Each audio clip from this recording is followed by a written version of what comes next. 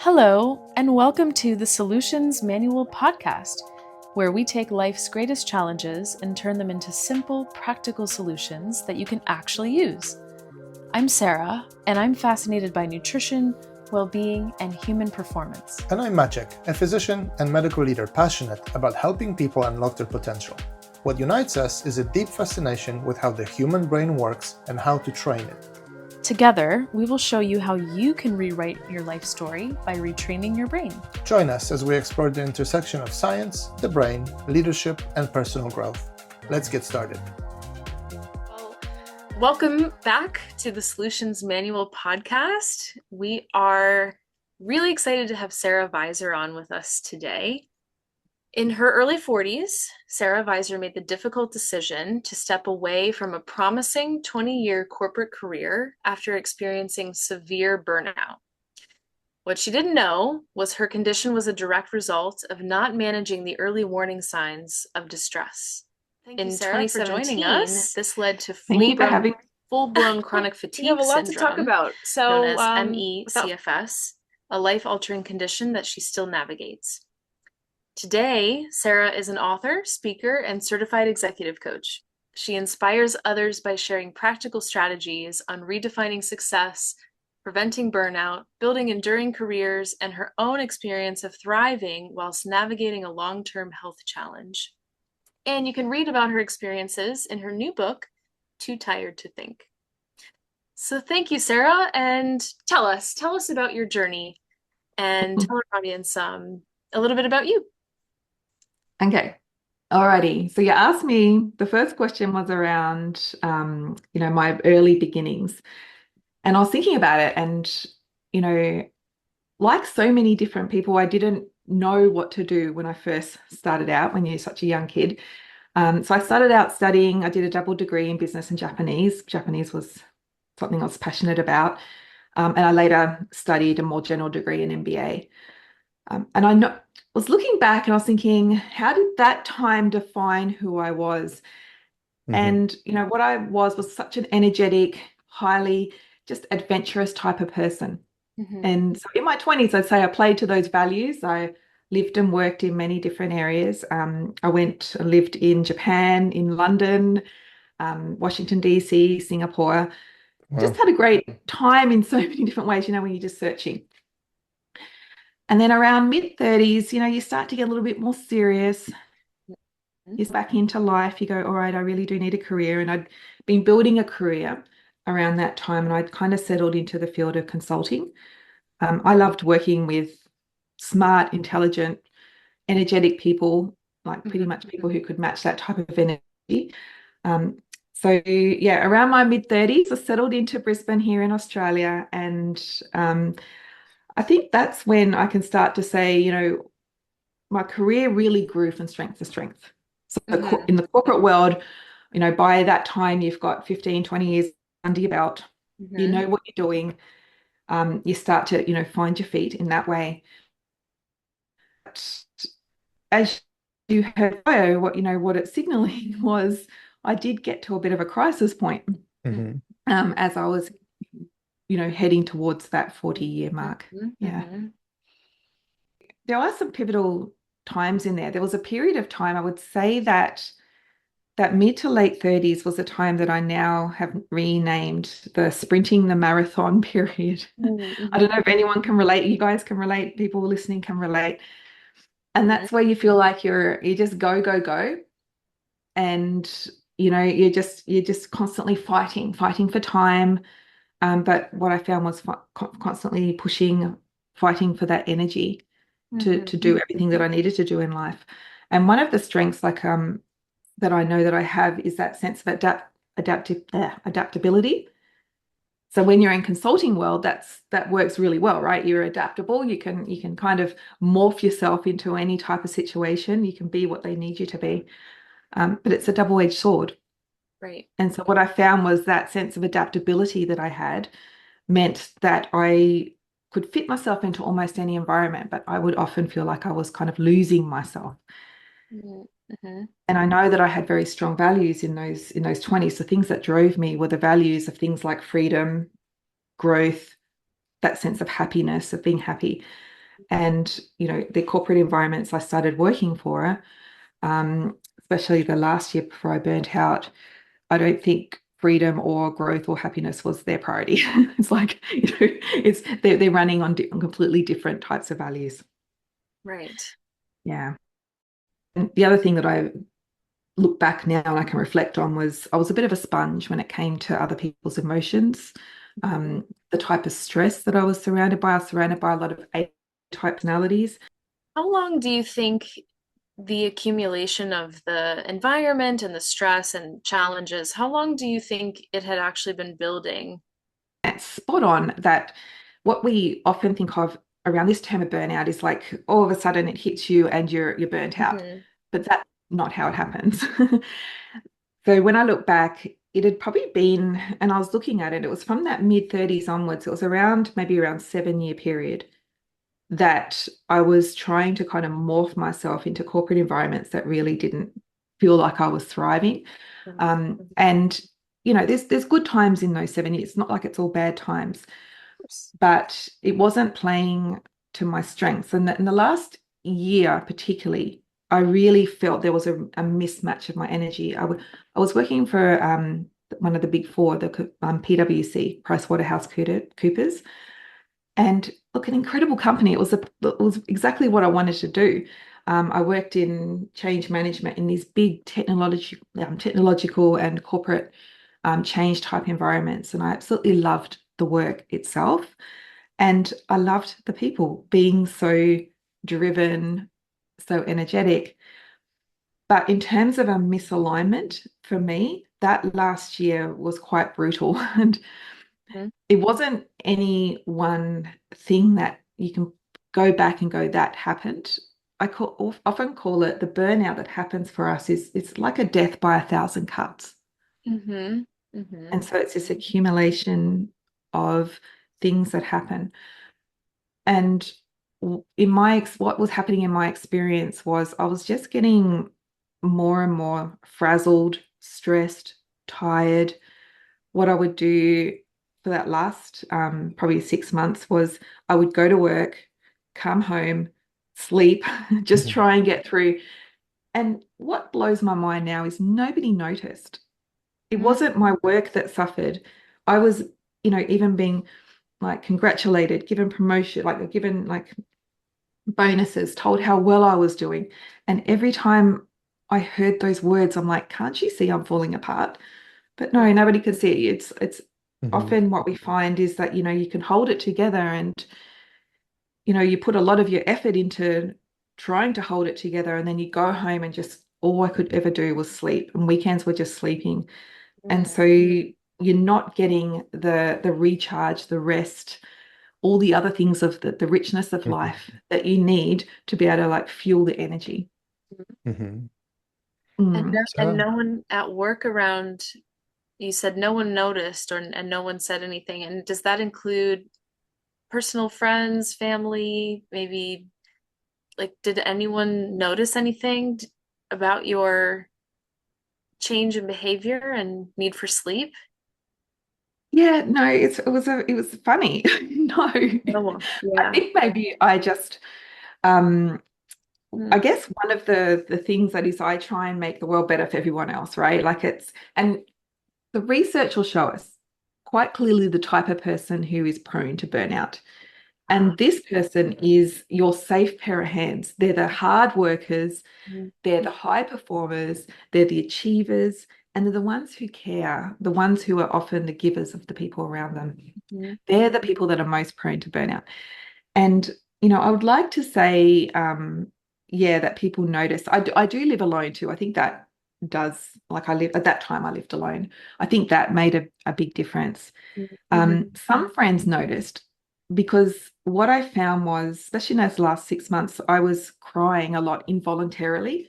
mm, Almost like my body was bursting with fatigue and stress and just trying to get out of itself. And so I even remember a few weeks there where I would schedule a time just to meet some friends in the park so I could have a cry.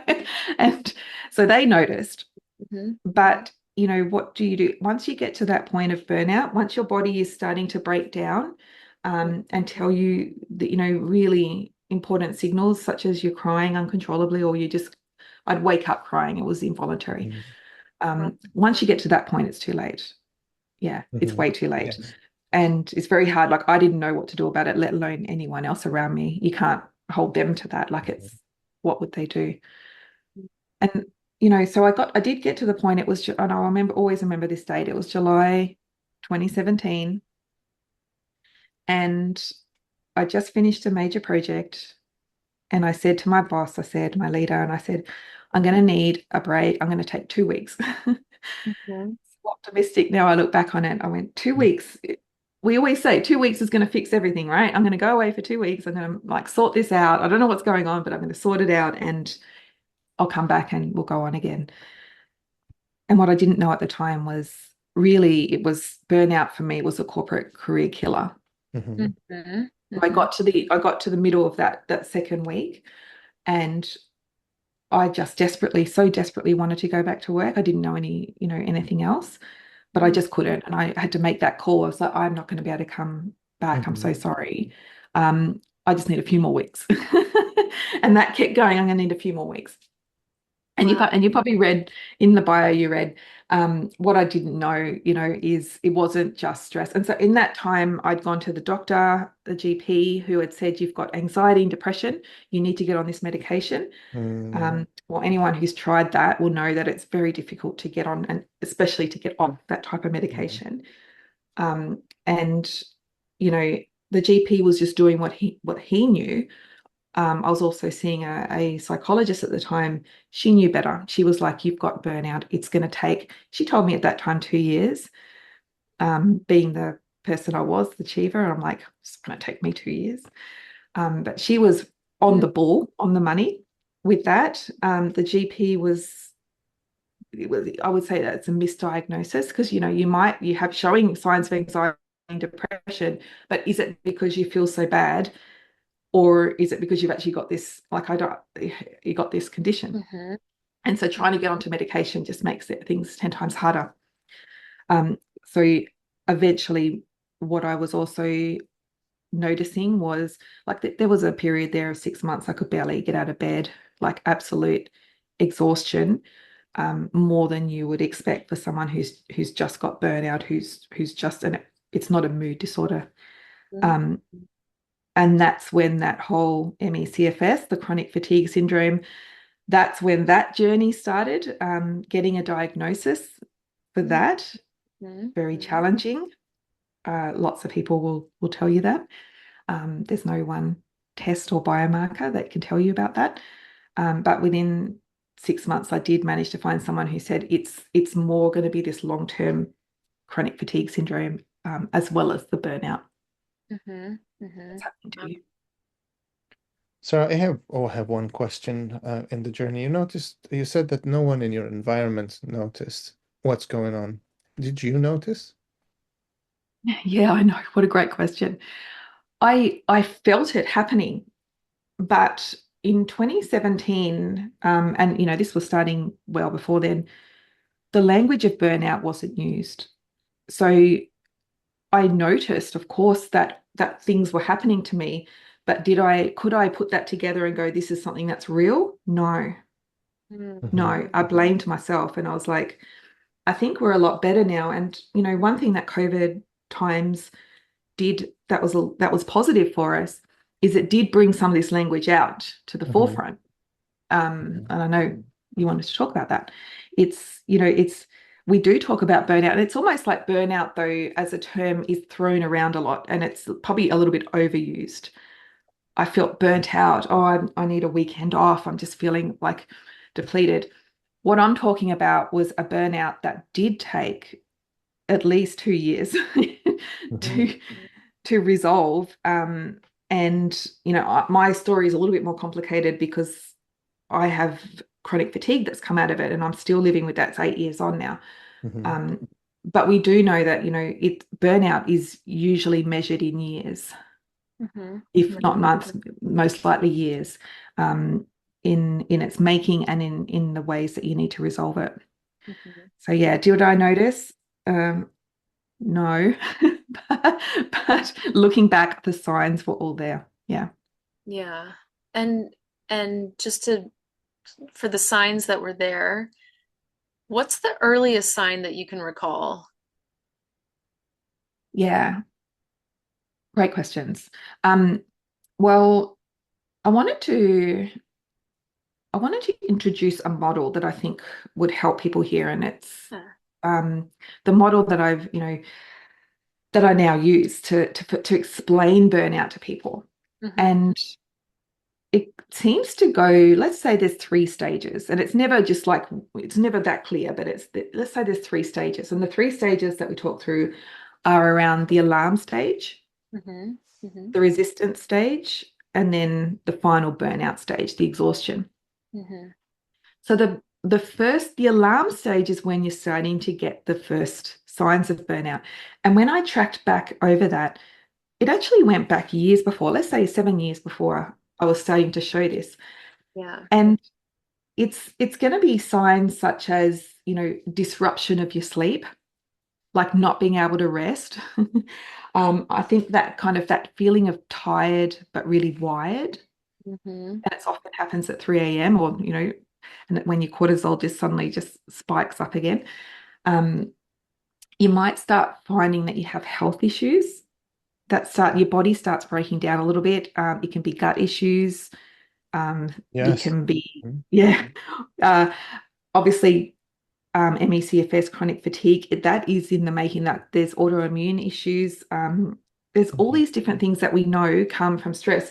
But the thing about that alarm stage is actually, I've nicknamed it the honeymoon stage, because it can actually feel really good because when you're under this state of high stress, you actually get that help from your body, the flood of the cortisol and the flood of adrenaline, Mhm. and so you can actually have that flood of energy Mhm. and you get so much done. It can be such a productive stage of life. Mhm. And you're not really aware, even though you're like feeling tired and you're not sleeping properly and you're feeling a little bit wired, but you still feel like Mhm. you're able to handle things. Yeah, unable to recognize that your body is in this emergency response mode, right? Trying to keep Yes. you going, but you're Yeah. way past the point where it's safe, right? Um, Yeah. Well, yes. mhm.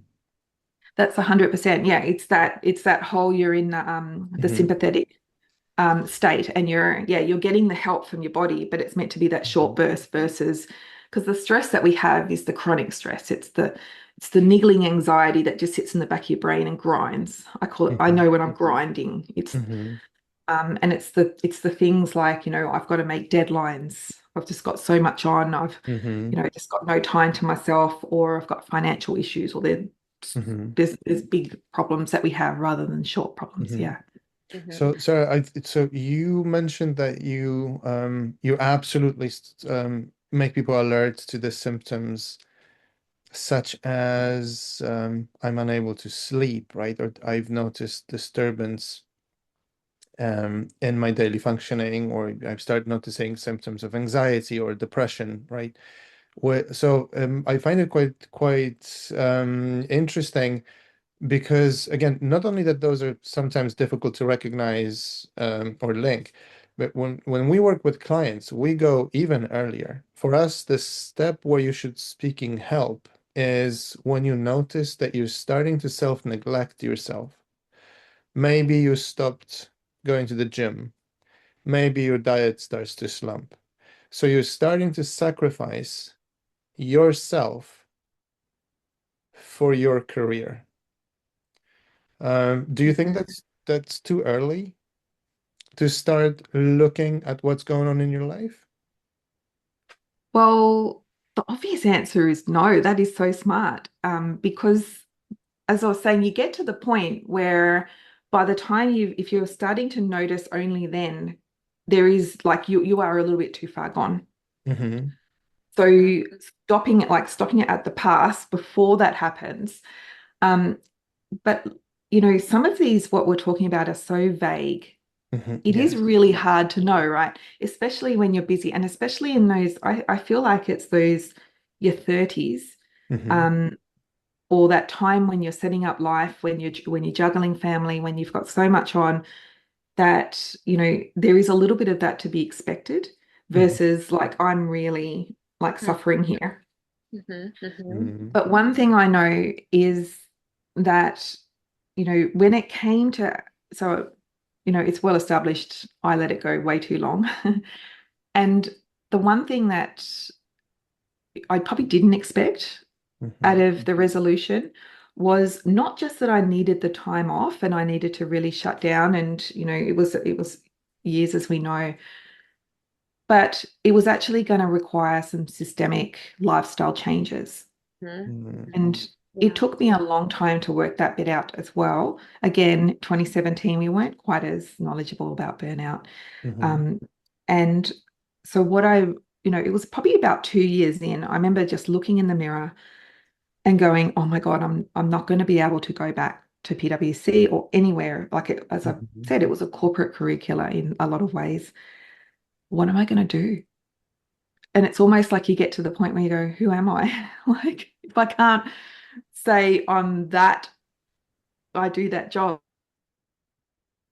that person, who am I? And that's the shift that, I needed to go through, Matt. I'm going to have to start looking after my health as my number one priority. Mm-hmm.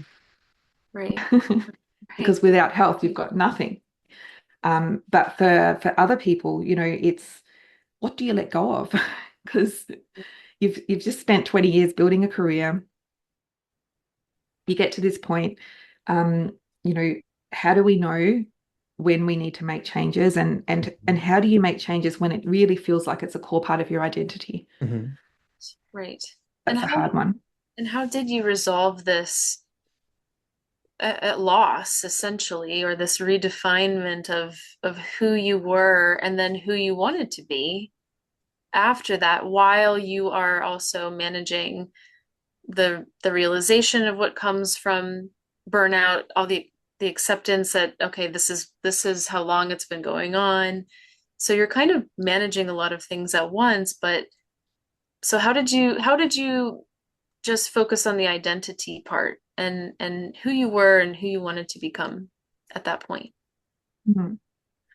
Yeah, it was, like I was coming at it from a place of I had no other choice. I don't know that I would have done that voluntarily.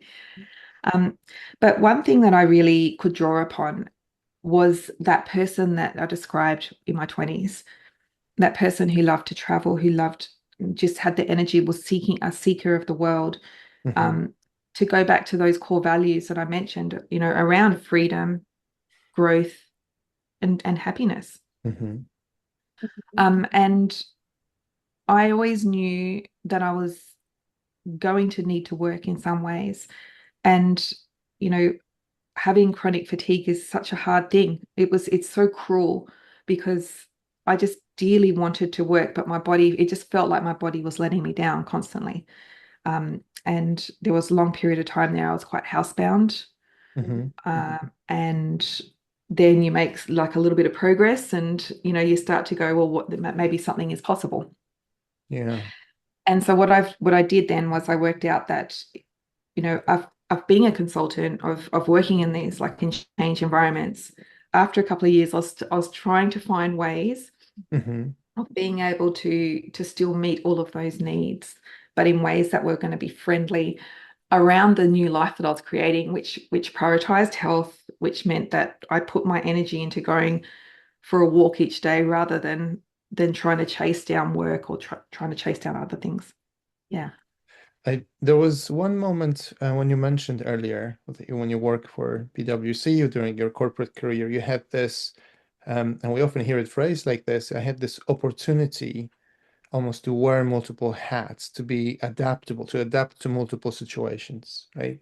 Um, I coming here or bringing it a little bit here towards, the way our brains operate, without us not always fully being aware of the process that's going on in the background. But every time we are adaptable or adapt to an environment, we are essentially started to wear a costume or a mask Mm. to that allow us to fit in for the needs of the let's say the corporate environment or whatever is specific in a particular role.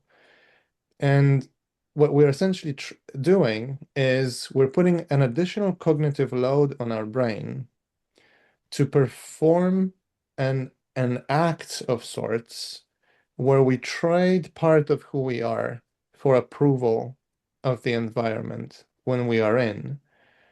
And that's not only cognitively demanding, but that's an easy way of losing ourselves and forgetting about who we really are. It sounds to me from your story that that's part of what has happened to you in that journey of building a corporate career. It's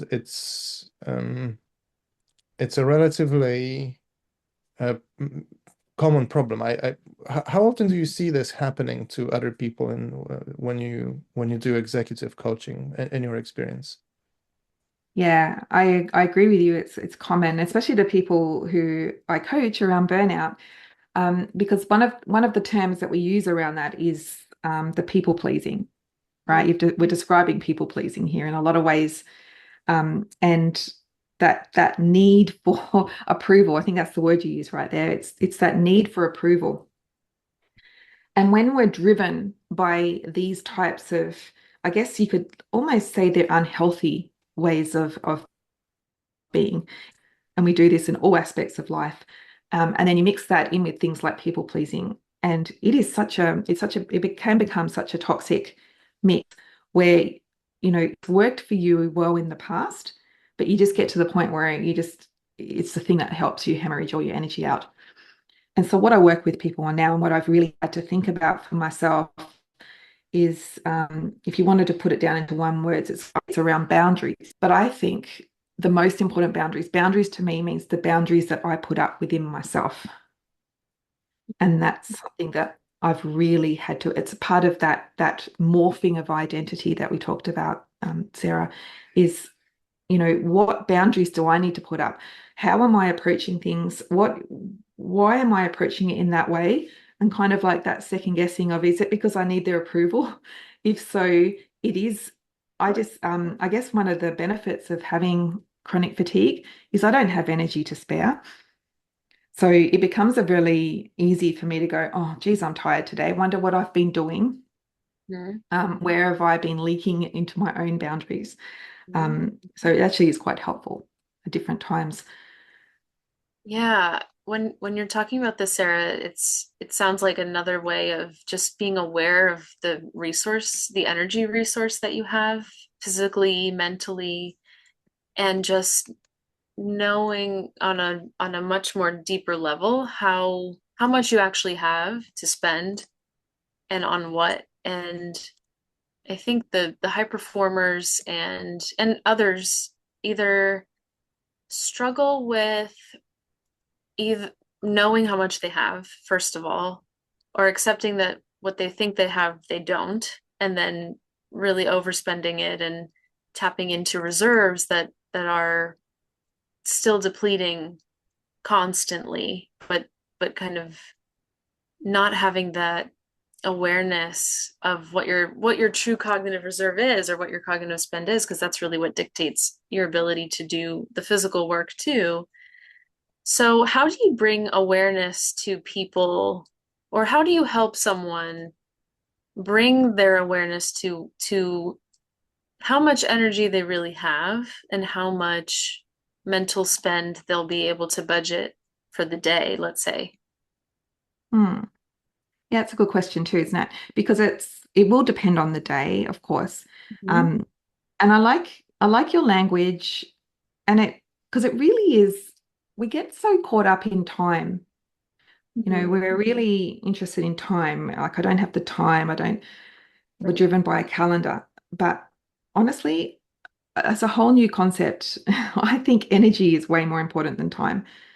And I come at that because I don't have a lot of energy. So, I've got all the time in the world. Sometimes I want less time because I don't have enough energy for the day. And, some of the language you used in there is really interesting too. You were talking about the spend of the energy. Mm-hmm. and the reserves that you've got and how much you've got to spend and where you're going to put it. And so it's almost like sometimes, you could almost look at it like a savings account, like it's like a bank, a savings account, and how much are you depositing into your savings account versus how much you're trying to withdraw. Exactly. Yeah. And it does change. It does change in different times of life. It changes around like what's going on around you. Um, as females, it changes, sometimes very like quite dramatically. Mm-hmm. And so what I now work with people on, and what I say is I'm really am a human barometer for how I'm feeling. Like having chronic fatigue has been really helpful in terms of just being really aware of my body Mm-hmm. and my body's signals, and it's what it's telling me. And Mm-hmm. when it's telling me, and I have no choice in this, when it's telling me I'm tired, I need to Mm-hmm. make sure that I'm getting adequate rest. Yeah. When Yeah. we're in busy environments, it's so easy to override these signals. Yes. Keep push, push, push. We're a culture that likes the push. Mm-hmm. And and it's and so it's almost finding that space to be able to tune into yourself to really understand what is going on with you, and then making sure that you have those adequate times to recharge so your savings account never gets below a certain level. Yeah. That's right. And I think the big challenge is that a lot of people before the worst happens are unaware of how much they're withdrawing from their savings account. And the Mm. problem is that your body gives you an unlimited line of credit almost. Right? If you overspend, it will just kick in cortisol, adrenaline, it will make you feel good again. But this that you will pay back. And unfortunately, you pay with your mental well-being, with your physical health, and and so on and so on. It's just a matter of time. It's gonna happen. What you've also just mentioned this very second that there are other factors and that you're also a woman. So there are things that are important here to touch upon. At the beginning, you told me you went to GP, and that's what I would assume a lot of people start doing when they start to see certain symptoms. Oh, there's something wrong with me. I need to go. I need to get a pill. I need to get a treatment. And unfortunately, the healthcare system very often provides us with that pill for symptoms rather than looking for what the problem of what the underlying problem is. But you would assume, based on knowledge that is now available, or physicians should be available of, that you present with certain symptoms, you should be investigated for what might be causing this, right? I mean, menopause or premenopause or any other type of hormonal imbalance is a great example, something that should be probably evaluated and looked at when you're presenting with the symptoms that you have described. I think you've mentioned immune system disorders. There might be some genetic predisposition. There might be certain infections as well, right? EBV or COVID are typical examples of that. Then, when you went to GP, did you go through any solid medical diagnostic process? Or was it just simply, oh, you feel anxious, you feel low, here are the pills, goodbye? Yeah, well, this is a really fraught topic sometimes. Um, yes, I did go through a few blood tests, and I might have come back low in iron, like nothing that could explain the absolute, like the mental side that I was really suffering from, but the physical side, nothing could explain that. And what we find is that too often it's all just put into that mental bucket. Mm-hmm. And that's that anxiety and depression. You should go see a psychologist and here's some pills and off you go. I know the medical industry has a term for it. It's the tired all the time, or TAT, TATT. Mm, Um, and often what we find is that you go through and you do all these blood tests and they all come back within normal range or mhm, close to. And so what do you do next? It's like that mhm. we don't have, and I know you're saying we should check our hormones. You can't even do that. Like that is not something that is offered through a normal GP service, Yeah. particularly not here in Australia. I did end up going to an integrative doctor, who is very expensive. It's not always available to every person. Mm. But I was just, at that point of just, I can't get out of bed. I Too need to do little, too something. late at that point. Yeah. I Mm. was, I would do anything. I was desperate. Mm-hmm. But this person, and she was good. She did a cortisol test, that spit test that you do, and we could see that my cortisol was by that stage. By the time I got to her, my cortisol profile was pretty much horizontal. You meant to start off high at the beginning of the day, and you kind of come down at night, like so you can sleep. I was starting off just above what you would expect to be able to sleep, and Mm. so that was the one test that could prove that there was something physically wrong. Um, but then she put me on, I think I was on like 15 different supplements at some point. Mm. 15, and it was expensive, and a lot of them had to be compounded and they can only be done through her and blah blah blah. Mm. Nothing worked, nothing. Yeah. I mean, And why would it, right? Yeah. Yeah.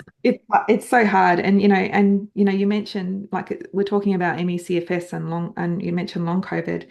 That's what these people are facing too.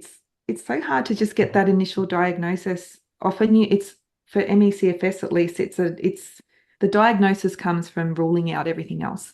Mm-hmm. Um Yes, but and yeah, sometimes it's simply because there is no established pathway or knowledge. I think a yeah, great example from that world is a disease like lupus, right? Autoimmune yeah, condition that just 20 years ago, if you would went to the doctor, would be going from one specialist to another with different symptoms. Something happening on the face and your skin, something wrong with your kidneys, something with your lung, a feeling of fatigue, and everybody would be testing within their own small little bucket, yeah, and no, and everybody would be saying there's nothing wrong with you, right? Mhm. And it took decades for people to finally find out that's what's causing it. That's what the problem is. That's it. And then suddenly all these people who are thrown into the bucket of having those symptoms that wouldn't fit into any criteria. Oh, right, that these are people had that problem, right? And I think it's a similar thing happening quite often with what you are going through. Just because no single specialist can put the whole picture together, right? You get labeled as, oh, difficult, oh, or that's yeah, just the tired one that keeps coming in for antidepressants or whatever that might be, right? And nobody's really looking, because once you get that label, that's it, right? In a healthcare system, right? The assumption is we know you're fine. Um, Nobody's going to look. Nobody will look at this from the more broader point of view. And that typically, if we look at the burnout in the way it's defined today as an accumulation of emotional pressure, it just adds the fuel to an already huge fire, right? It just makes yeah, often everything even worse. Yeah. yeah. That's true. Yeah, you're right. And it is very hard. And it's, with burnout, you don't want to be just lumped into that there's something wrong with you psychologically, because that's Mhm. not true either. The things Yeah. that you're starting to see in that alarm stage, you might find that you've got gut issues. You might feel constipated, or you might have diarrhea, or you start getting every cold that's going around, or every flu that's going around. Mhm. There are physical things that are happening as well. But when, no shade on the medical system, because I know they probably people get into this wanting to help, but there is really no solid answer. Yeah, there's just no I don't framework for it. Yeah. there's no magic pill for Yeah. anything that we're talking about.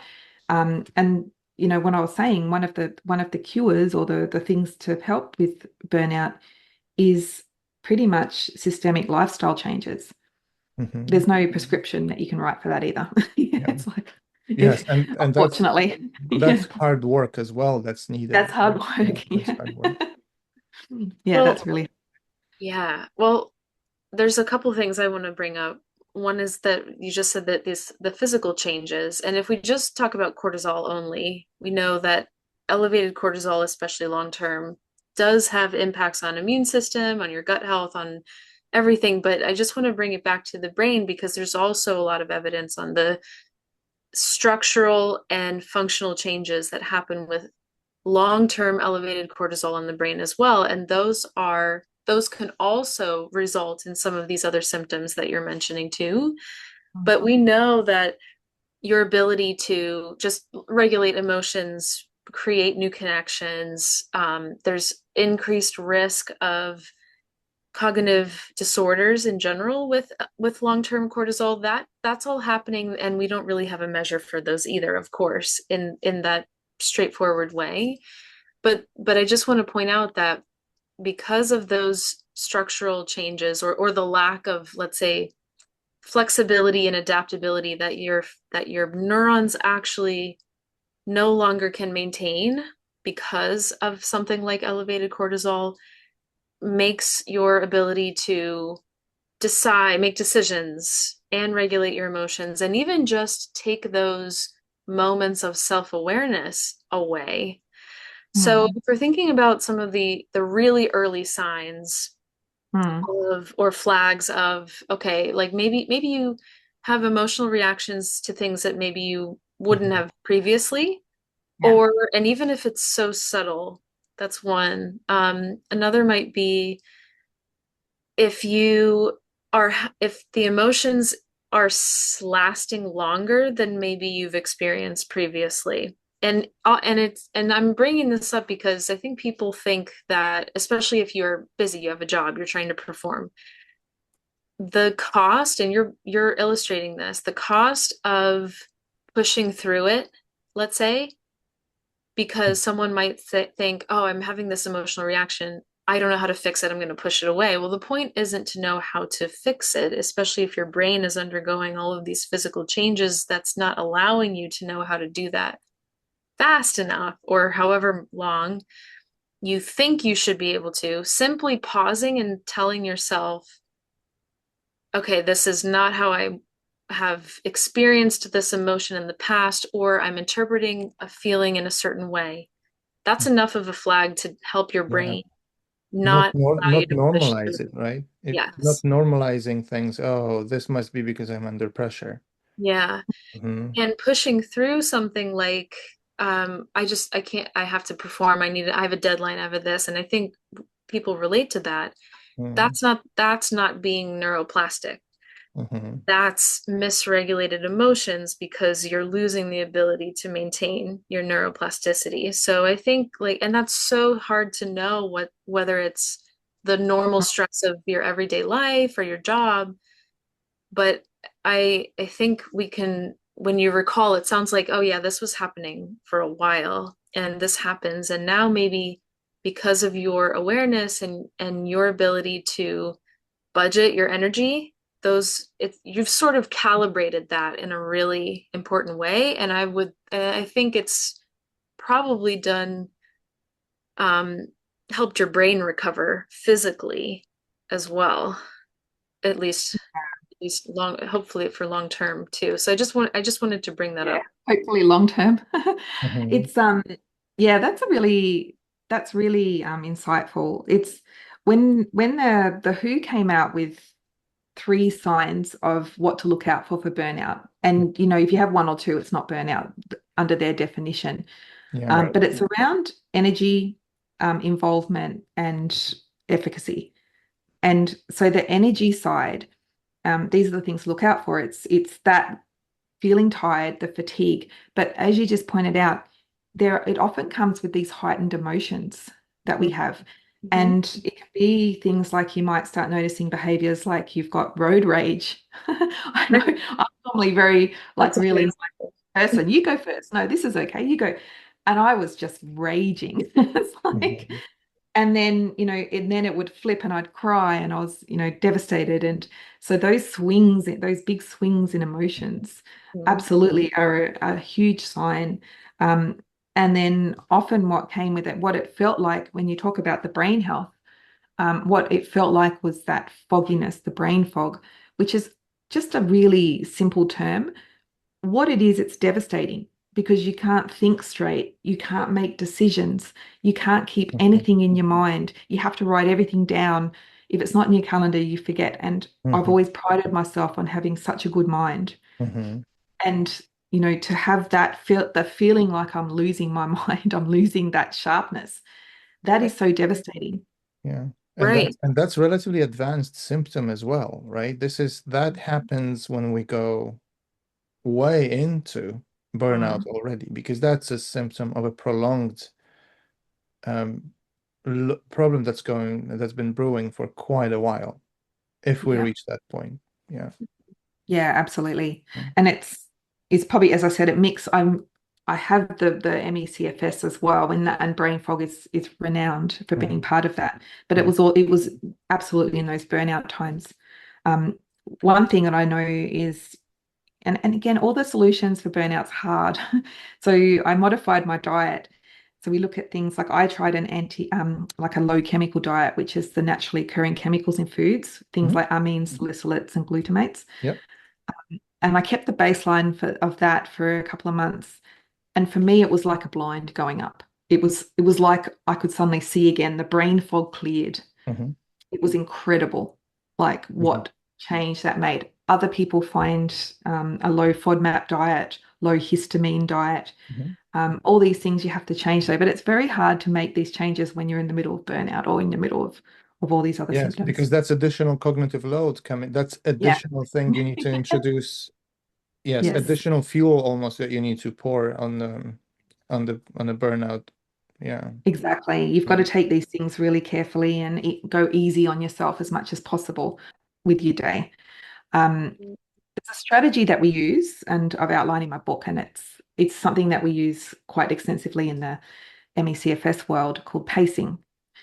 And Mhm. I would say pacing is a strategy that everyone can get their head around. And I want to write another book that's kind of like using some of these concepts to help people. And what I found with pacing was, we were talking about being a human barometer and understanding on a daily basis. For me, it comes down to daily. It's easier now, but we're talking about those earlier times of like, what am I going to be able to fit in today? And what's going to be the best use of my energy today? And Absolutely. so, there's going to be a little bit of exercise in there. That was always important to me. Am I going to be able to cook something that's going to be healthy to eat?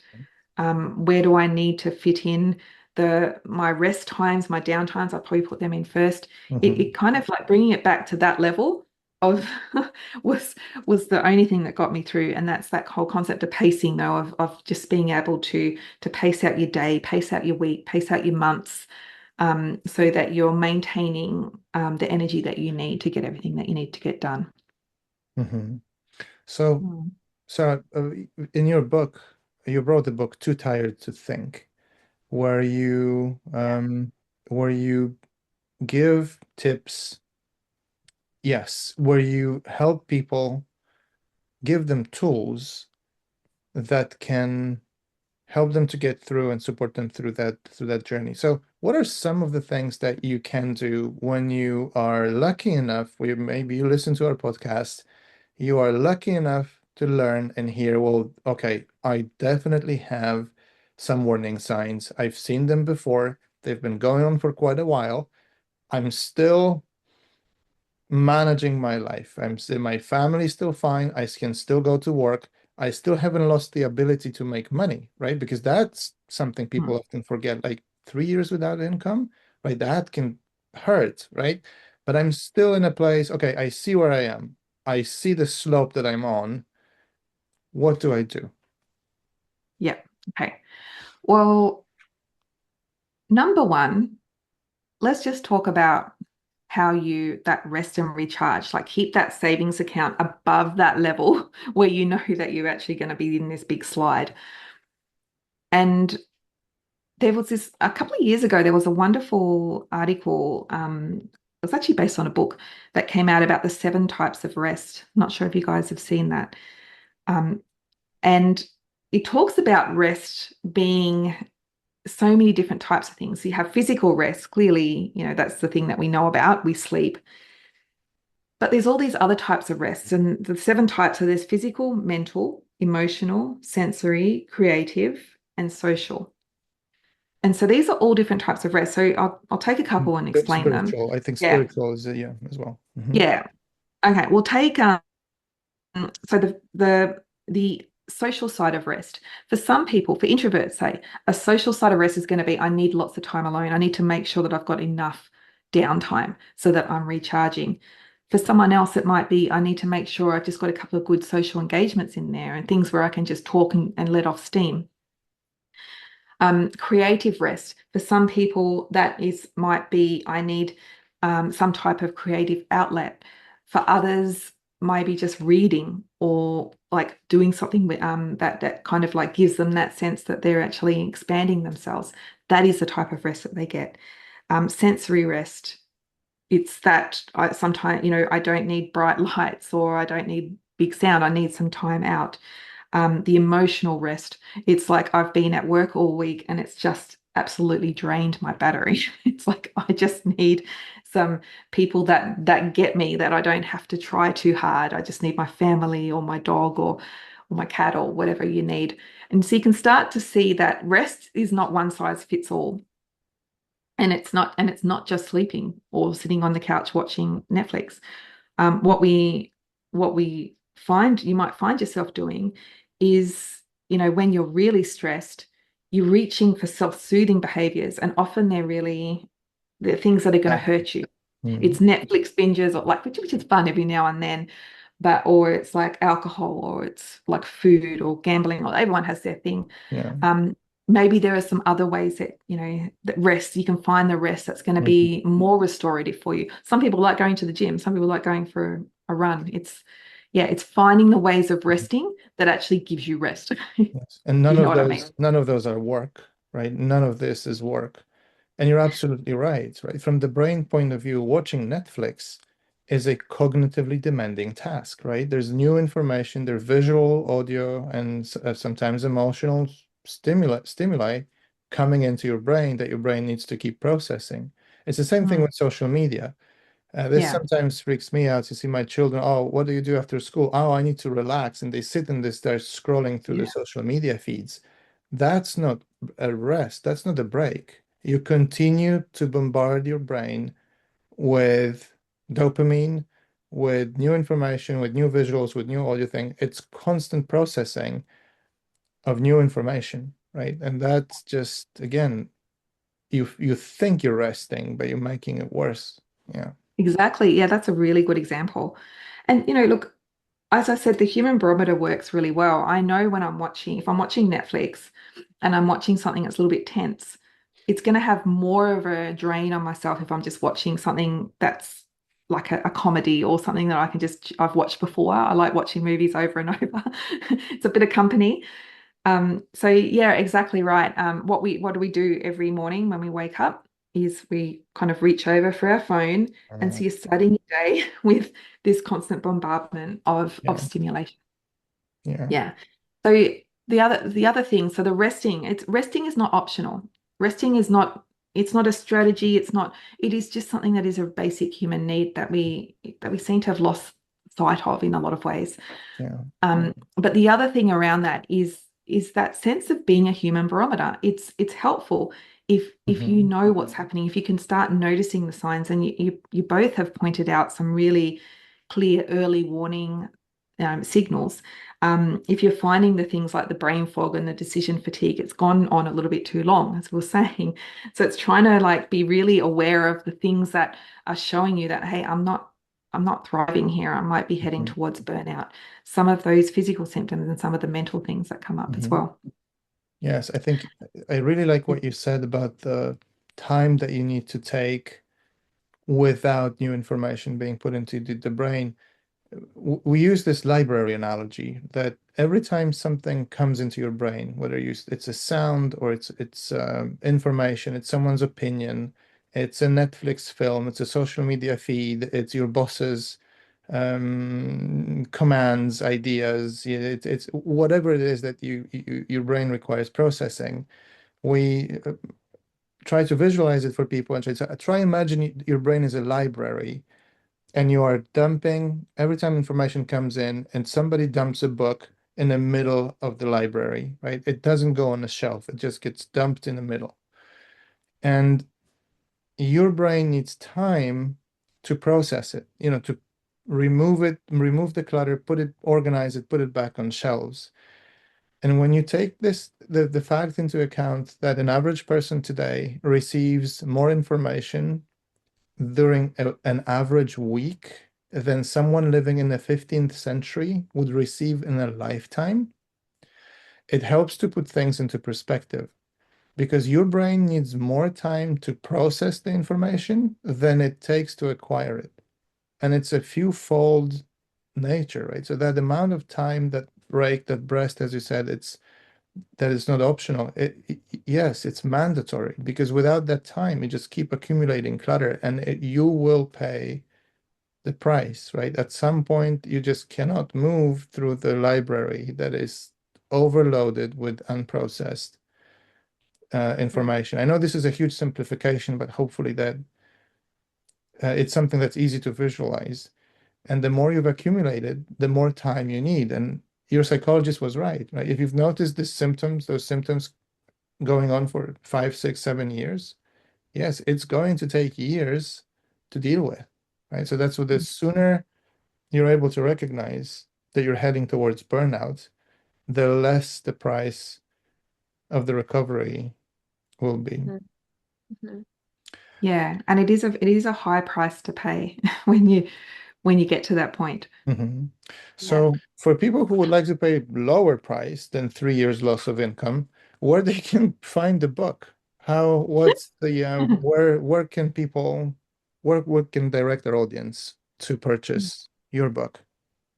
Yeah, so my book, Too Tired to Think, it's about living the lessons that I have from living with chronic fatigue, with fatigue. It's about long-term fatigue in all its forms.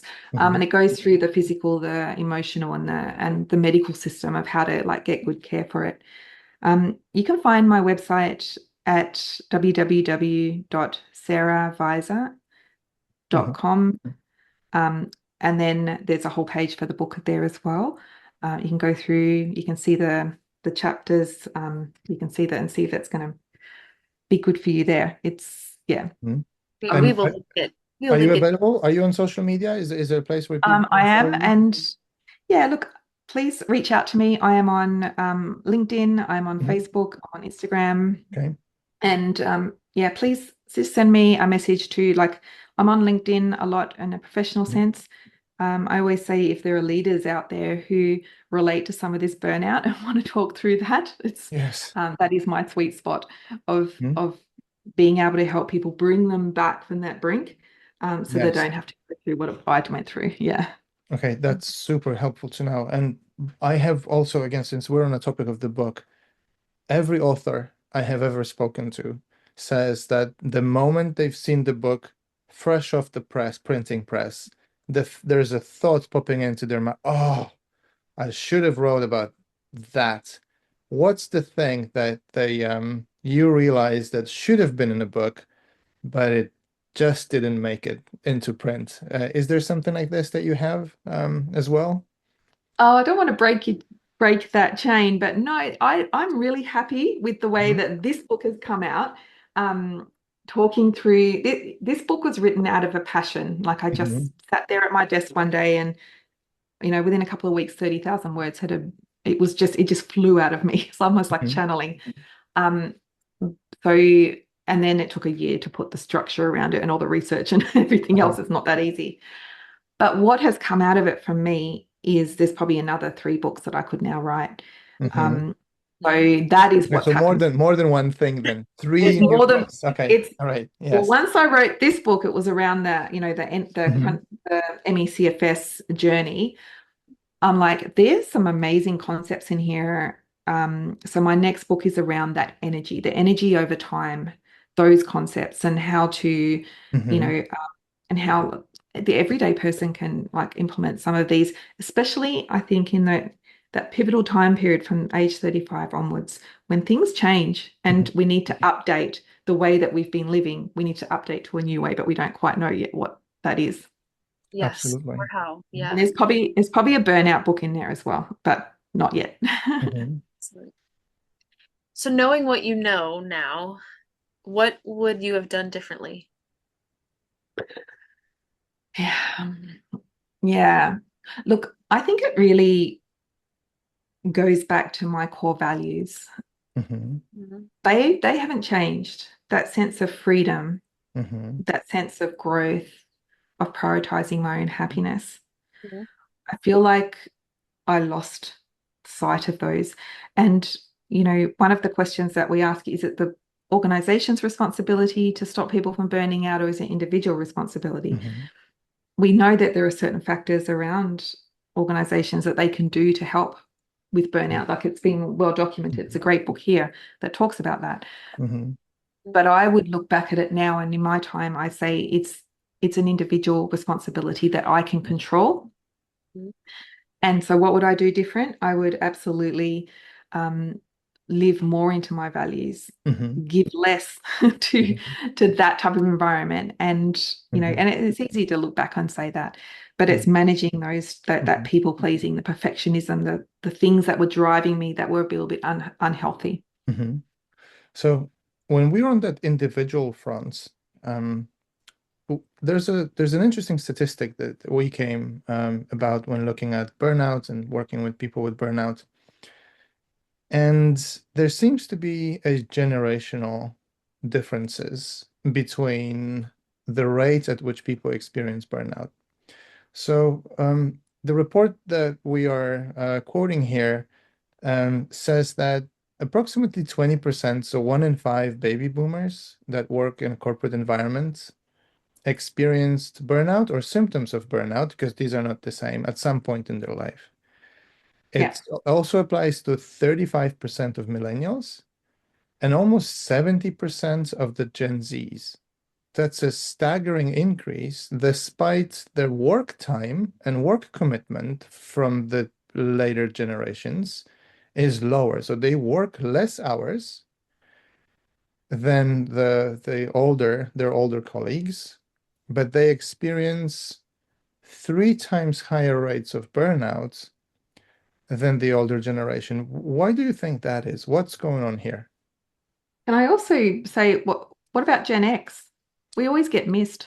I'm an Yes, Xer. that is true. I think it must be some must be something somewhere in between, I would say. But the report that I'm quoting here only provides Oh, those okay, got it. points. Yeah. Yeah, we were always missed out. It's okay. Um, Look, I I can hypothesize around this, Mhm.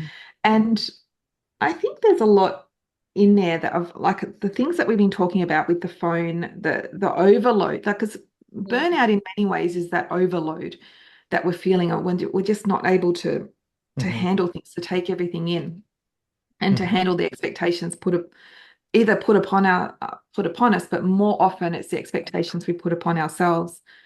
Um, and I'm wondering if like the Gen Z, they're coming through, they're completely different. It's a completely different childhood that they've had. Mhm. And the things that work for burnout, the things that the baby boomers maybe have internalized, is that being able to not be as quite as attached to their phone, to be able to do things for themselves, like Mhm. grounding things for themselves. They're also kind of like don't have as much to prove anymore because, Mhm. as you kind of get older, you've a little bit more established when you're trying to establish yourself. The Mhm. pace that organizations are moving and the expectations are put upon, and it depends on each. I'm being very general here, but organizations at the moment are just really I feel the pace is Mhm. just so it's we're really stretched. People are really stretched. And the thing also that we haven't touched upon yet that I think is really important here is the experience that you have as a corporate person working inside an organization, Mhm. most influenced by the person that you report to, the leader that you report to. And it is that person can make or break your experience. You can have the best organization that has gone through and Mhm. done everything it can. It talks about corporate wellness and whatever. But if you have someone who is stressed out, who is that's why I asked about um, Gen X's, because they are now often the leaders of the Gen Z and millennials. Mhm. Um, and if that level is stressed and they're pushing it down onto the people below and they, don't have the coping skills, then maybe that's where we're seeing some of Mhm. this burnout that's happening. What do you think? Yeah, we've talked about this a little bit and similar hypotheses that ultimately the environment is one, the pace, like you said, is different than the average pace that the boomer would have experienced. The culture around changing jobs frequently, maybe that's part of the pace, but or this turnover rate. So, but ultimately it is true that the exposure to stimulation happens earlier for longer, continues into we have jobs that require us to constantly be digitally engaged. So that's a different, just the type of work is different as well. Hmm. Mm. Um, yeah, I think Mm. we think similar in that maybe there are some explanations for these generational differences. Hmm. Um, yeah, but knowing that the environment is certainly having, whether that's the actual corporate environment or whatever your workplace is, or even if you are a sole business owner and independent, it's still Hmm. your ability to be resilient is still going to be very influenced by your environment, and the type of resilience that you might need is also Mm. going to be Yeah. influenced, plus the people you're around. So are we are we thinking of, I mean, how do we even define resilience then? And Yeah. is there a, how do we teach, is there a type of resilience that maybe 10 years ago, before we even really use that word in the same way we do now, is that obsolete? Is there a different way to think about building resilience? Is it even possible? And how do we, not just for burnout, for in general, because if we think of, and leaders too, tying this back to leadership, that's what I wanted to go to, is there's a lot of talk on LinkedIn and in leadership circles around a resilient leader, resilient leadership, or overcoming challenges. And well, is that, if people are already more prone to burnout because of their environments and what they've been exposed to since childhood, which is different, and you're managing a team and you're in this corporate environment with the pace and all of these, what is resilience? What do you tell people they could focus on? And then what does that mean for the brain then? Yeah, huge questions. Um, yeah, resilience. It's such a lovely word, and Mm. often I feel like it's thrown around, you're either resilient or not, but that's not the case, is it? Like, and you said that it's like kind of a continuum, and you might feel more resilient at different times depending on what's going on. When I was burning out, that was actually my leader's response is like, "Oh, we need some resilience training." Uh-huh. I can Yeah. tell you that wouldn't have helped. It's like, Right. and then they go, "Oh, and you should organize that, Sarah." It's like, okay, just one more thing to do. Um, yeah, look, we know that resilience starts young, and anecdotic, that word.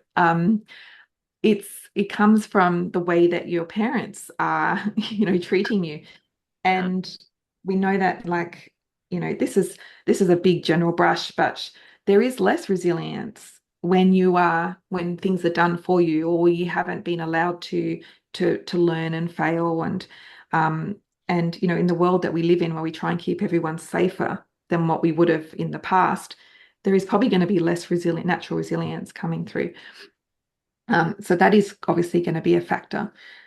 I think another factor in there is, again, it's that type of person who does tend to burn out. Remember, I was saying it was like the hard workers, the perfectionists, the high achievers, the ones who care, the safe pair of hands, the person who would put their hand up to actually help other people and put themselves out.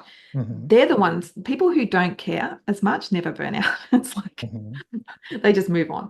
It's so you've got this type of person that may need a certain type of leadership.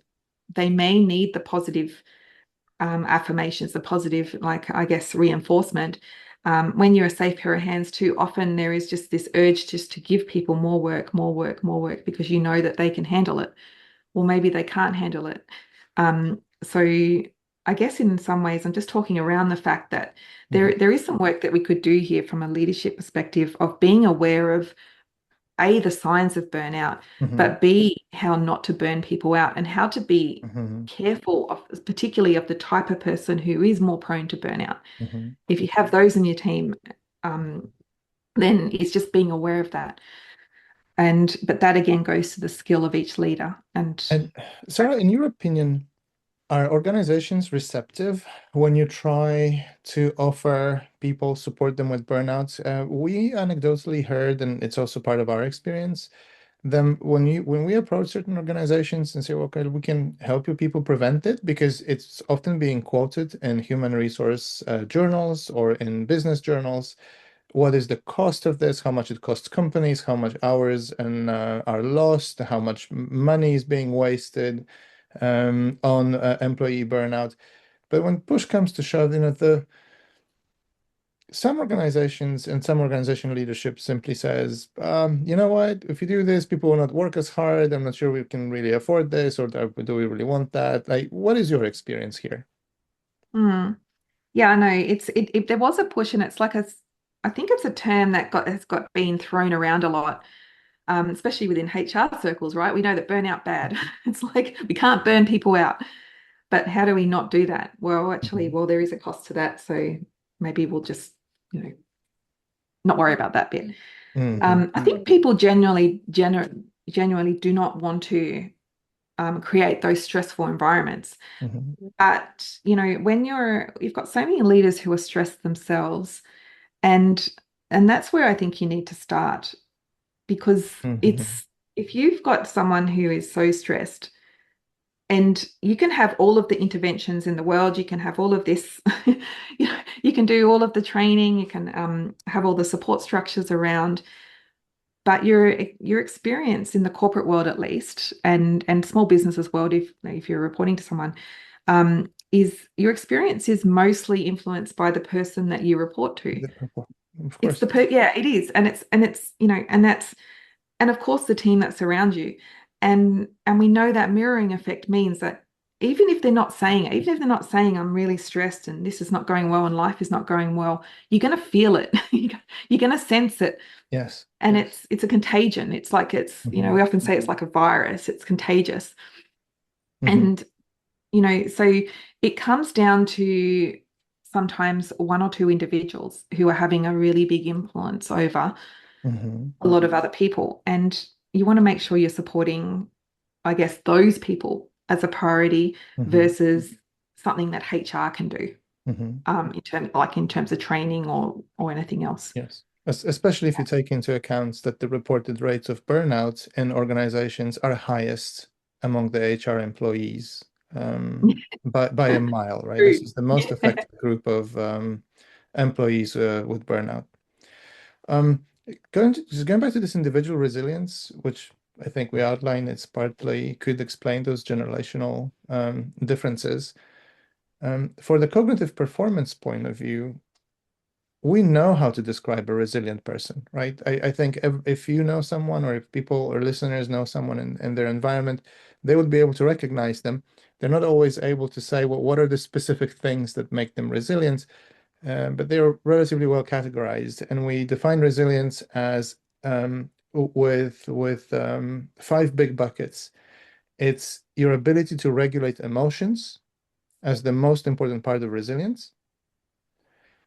Second is your ability to recover quickly from, let's say, mental fatigue, for errors, for setbacks. But it's also your ability to sustain attention, to adapt your thinking or flex your thinking or point of view or perception when it's necessary. It's your ability to maintain your working memory. And it all adds up to your overall resilience. And if we look at this, for example, attention, that is being stripped from us, for example, through social media that we discussed. The ability to recover, again, requires time. Mm. Ability to shift perspective requires, it's something that requires one, emotional regulation, but also detachment from emotions, like sort of leaning less into what people consider to be empathy, right? It's like, it's a little bit it's almost like the opposite of that. You've mentioned this, I think, nicely. Oh, these are the people who don't care. And then you said, well, they move on, right? And this is why they don't burn out, right? So that's we call it a quick recovery in cognitive performance space. So your ability to bounce back from a setback, right? So all these things together builds into your resilience, but it's also easy to see through the lens of those elements of resilience, how everyday life can strip you of those elements without you even realizing, Mm. right? And when you Yeah. Yeah, when you're talking about those, like I'm looking at them and going, they're all the hallmarks of burnout and even chronic fatigue, what I'm going through. Yes. Yeah, they're all very much, but we also need to be careful that people don't have resilience or not have resilience. Yes. It is that continuum, and it's It is and a you continuum. Hmm. and you're on different points at different times in life, depending on what's going on in life Yes. as well. Yes, Yeah, and also your overall levels can change yeah, and fluctuate again based on the parameters we talked about. Some of this is inevitable. So, for example, your ability to maintain your working memory will be declining as we're getting older, and there's very little that we can do about this. It's not something we can improve. It will be always declining, and if every else stayed the same, our overall resilience over time should be going down.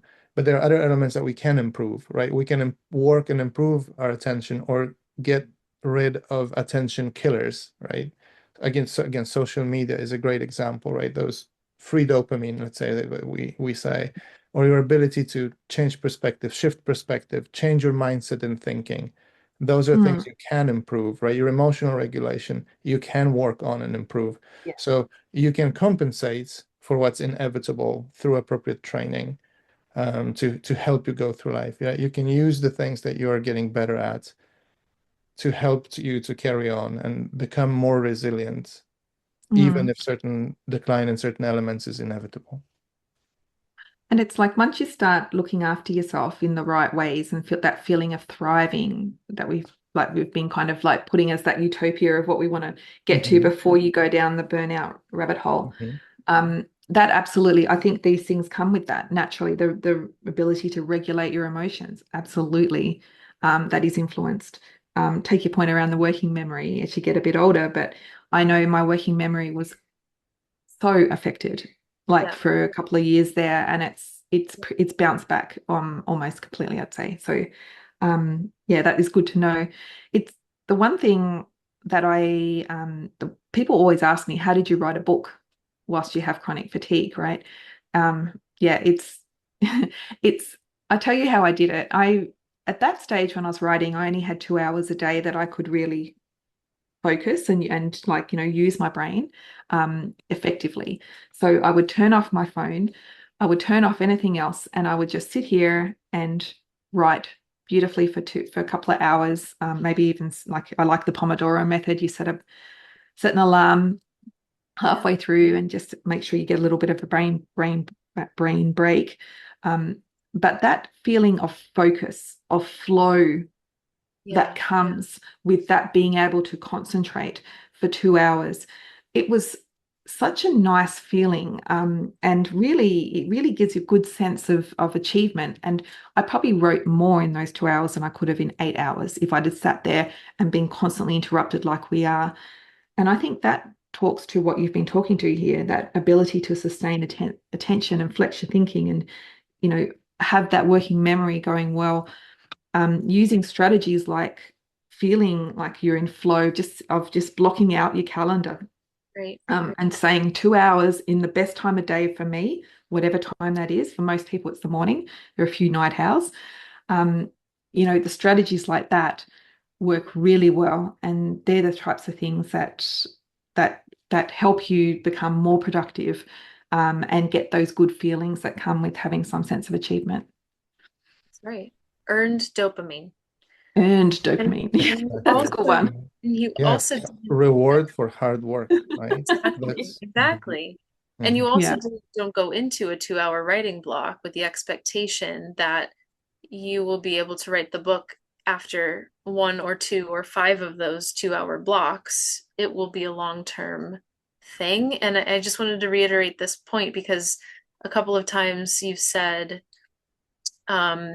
change in diet, it was going to take time. Learning how to incorporate all the types of rest, it takes time. It's not that you build resilience after one attempt at making a change, even if it's something small. And that's maybe also too simple to reiterate, but I think it's also a reason why resilience is so much more difficult to build now, because maybe the expectations around this instant ability to become adaptable that's just not how the brain works either. It takes routines and practice, and you're doing it in many different aspects of your life, and others do too, but you've built resilience through the process. One of the things that I suggest to clients is we all need to think our sense of achievement. And I think you just put it beautifully there, right? Like it's these things, anything that's worth doing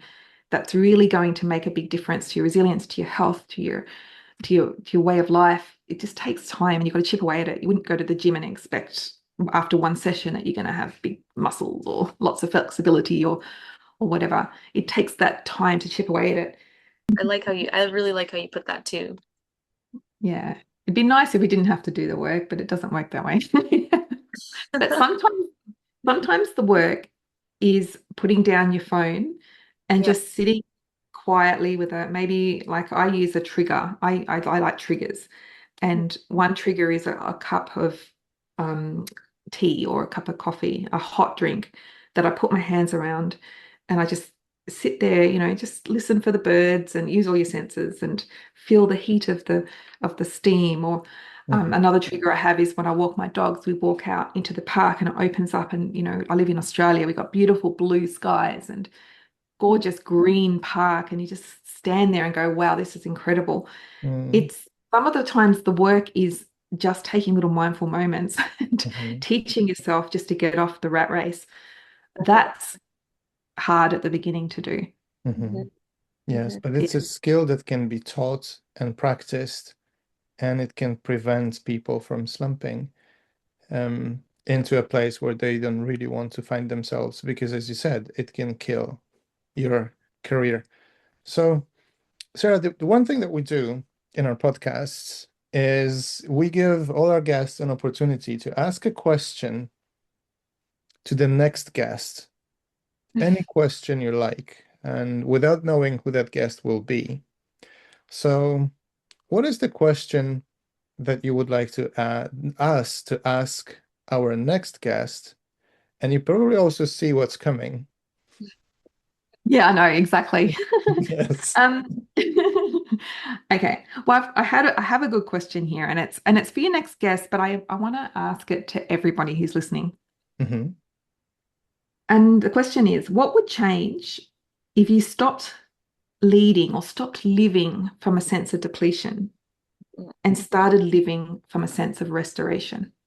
Hmm. Wow. Okay. It's a great question. It's a great question. I'm actually quite interested what the answer of our next guest will be. Well, here is the one that our previous guest wanted to ask you. How to overcome failure. How to overcome failure. Okay. Um, well, I have what you might say is a huge failure that we've just been speaking for an hour and a half about, right? I let myself get to the point where I've now had long-term illness that's come out of not managing my physical and mental health. And it has long-term, it's changed the path of my whole life in so many different ways. What I can tell you is at the beginning, I did feel like that was a huge failure. It really felt like I I just didn't know what was going to happen. And there were some really dark times in there.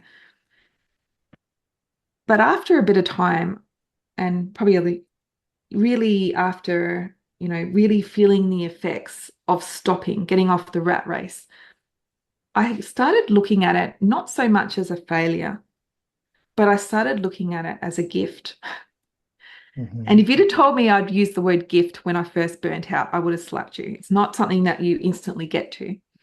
Mm-hmm. But it suddenly became a gift in so many ways, even having chronic fatigue, which I still live with, because it made me stop and reevaluate and start going, this, I wasn't living the right way. I had it right in my 20s when I was running off to all those different countries. I was doing anything that, anything that I could. I was a rock climber. I used to love just Mm-hmm. doing anything that came into my mind. I was living into my values. I had it right then. I need to kind of get back to that person.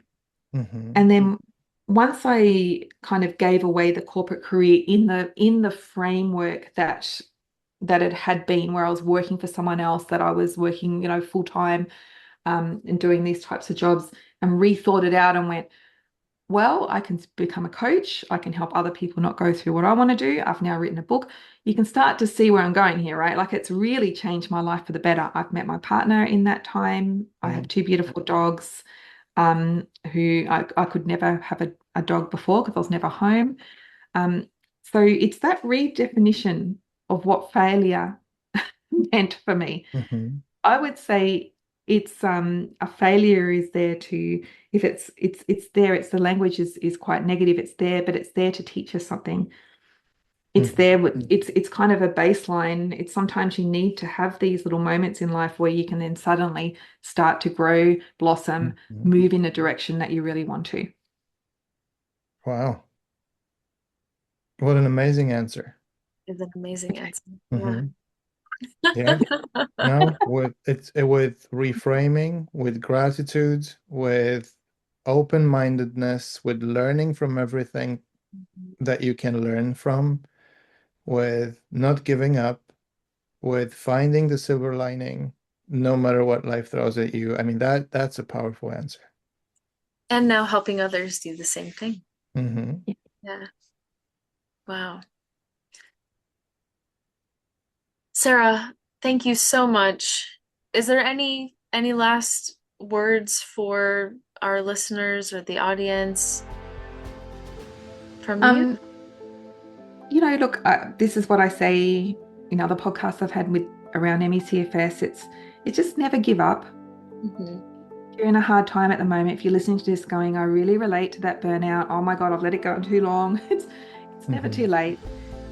Don't give up, ever give up, and just know that you're not alone. Mm-hmm. There is a lot of support out there Mm-hmm. when you're ready for it and when you're able to take it. Yeah. Yeah. Thank you, Sarah. Thank you, Sarah. Yeah, thank you. It's been wonderful.